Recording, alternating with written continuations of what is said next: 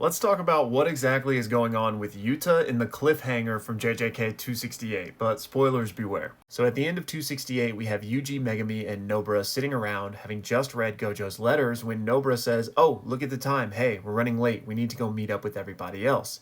And Megami's like, "Yeah, I guess I need to thank everybody." And Yuji goes, "No, this isn't about that. We need to go save Yuta."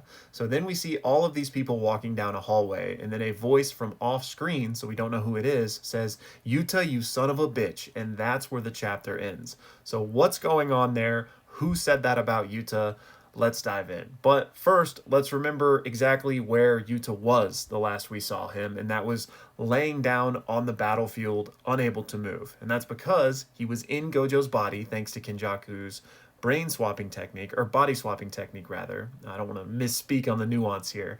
And he was unable to pilot the body because he had just domain clashed with Sukuna and the domains were destroyed. So Yuta was then on curse technique burnout, which rendered him unable to move in Gojo's body, just laying on the battlefield. That's the last we saw him. Okay, so I've gotten a bunch of questions about this, but before we dive into those, I just want to share like my general thoughts on all of this.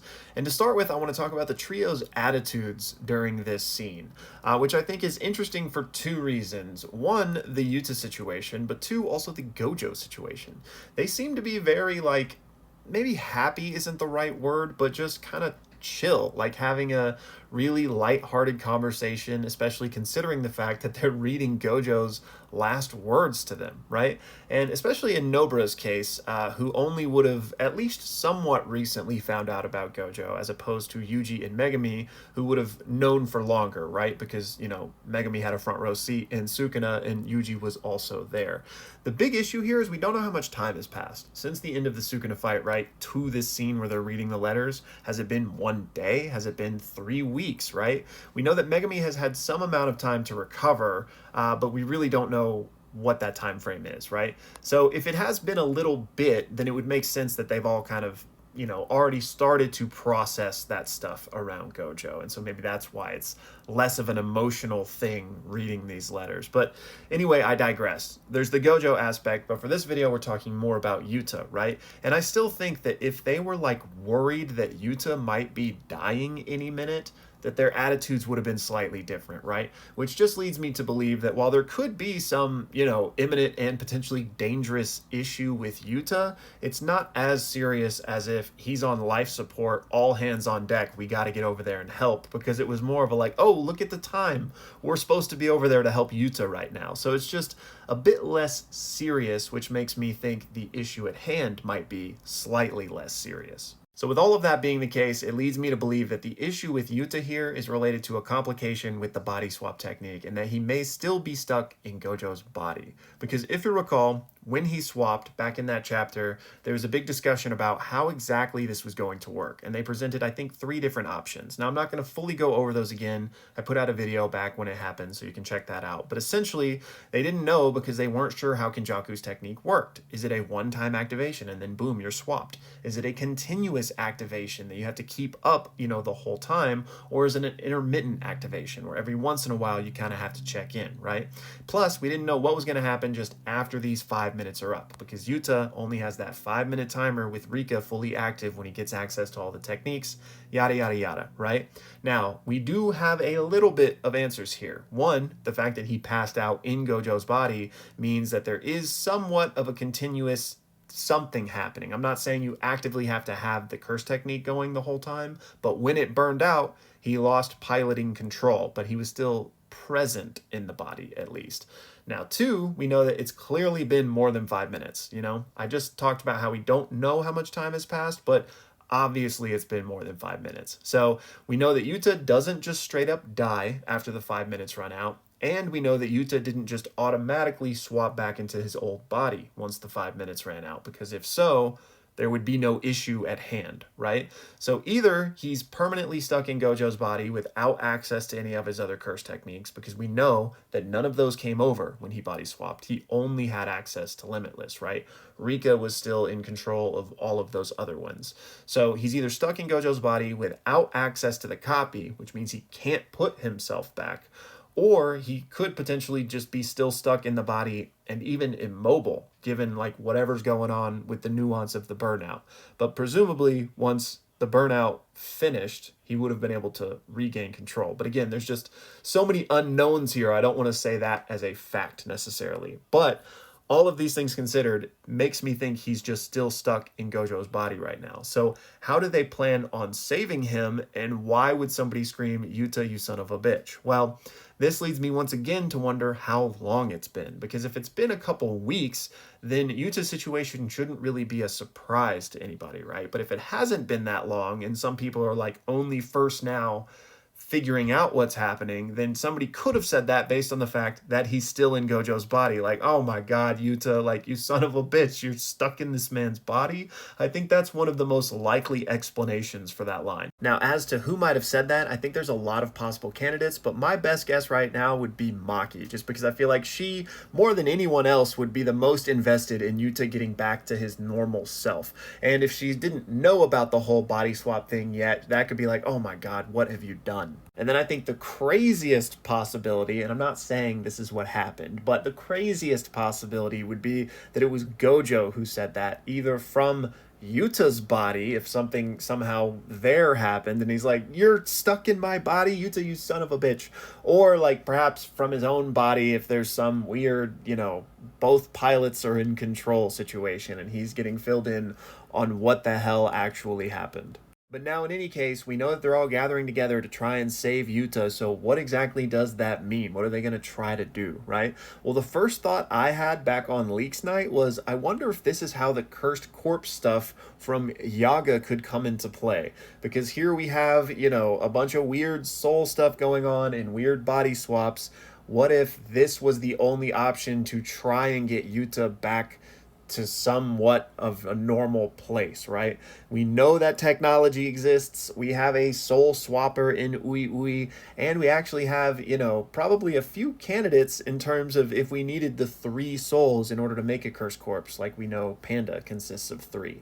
Now, not trying to get anybody on their cope train or anything, but at the very least, we got Yuta and Gojo as potential, and then, there's a lot of other injuries and potential deaths in these last 50 chapters as well. So what if some nuance of cursed corpse is what they are going to try to do? Even, I'm not saying he's going to be a new Panda version of himself, but considering we don't even know, like, if they have healthy, potentially able to be viable living bodies there, maybe you could just make a cursed corpse in Yuta's original body or something like that. Now, I know this is very far-fetched, but it would nicely kind of bring that plot thread back at the very end of the story here. So, not saying this is what's going to happen, but it is the first thought that crossed my mind. So yeah, that's my rambled thoughts on all of this, and I honestly don't even have any other good ideas for what they might try to do in this Yuta situation. But now I want to jump to some questions from you guys, and a lot of these are on similar subjects, so we might go through them pretty quick. So first up, we got this one from T-Man, and y'all pause to read it, but he talks about how maybe this could be the cursed corpse stuff coming into play. Next up, we got this one from LDRV, who also says the same thing. And yeah, clearly we're all kind of on this same wavelength, but, that doesn't mean it's going to be what happens.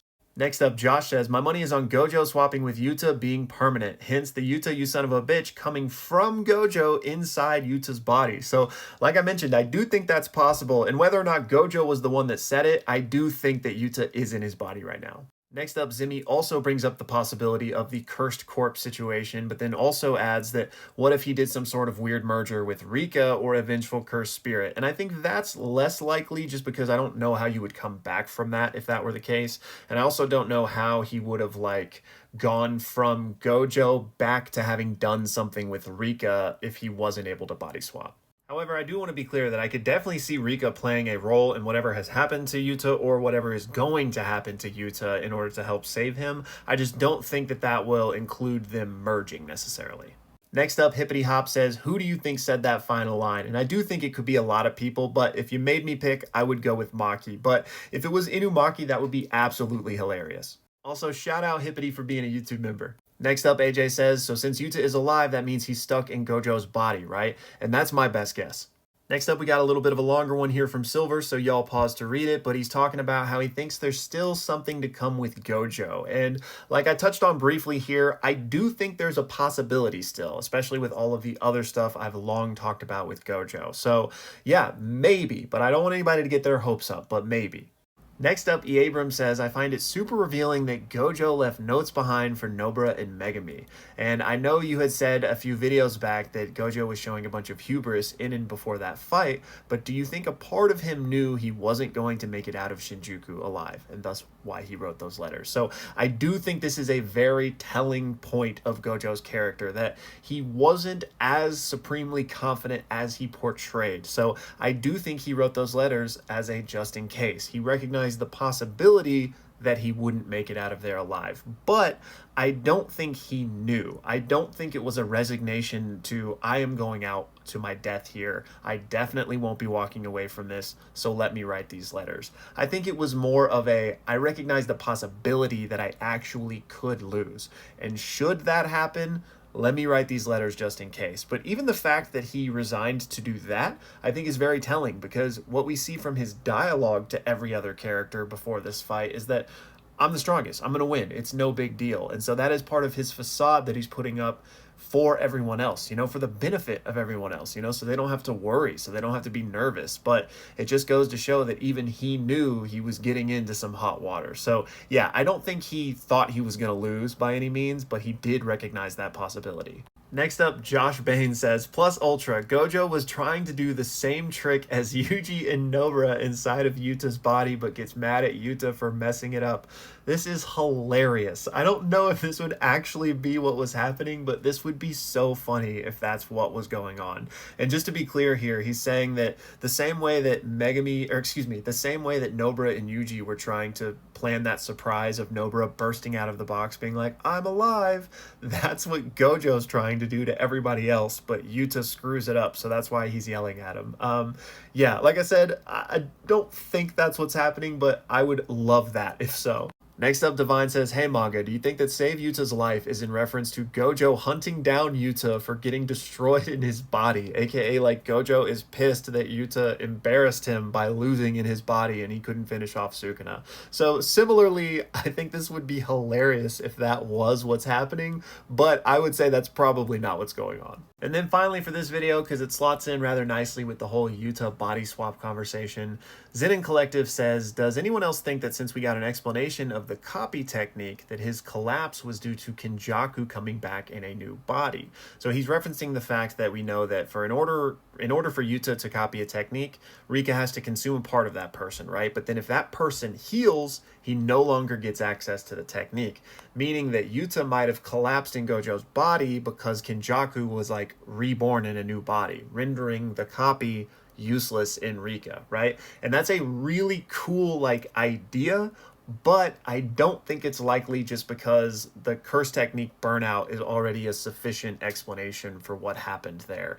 And if that was just a misdirect, that's like an insanely coincidental misdirect. I wish that the body collapse would have just happened and we would have had no idea what was the case. And then I really think this would have been more likely. But given the circumstances, I don't think that's what's happening. But I still would love if we somehow got a Kinney return in these last 3 chapters. Anyways, y'all, that's all for this one. Be sure to let me know your thoughts down below. And thank you guys so much for the continued support and for sending in your questions. And I'll see you soon.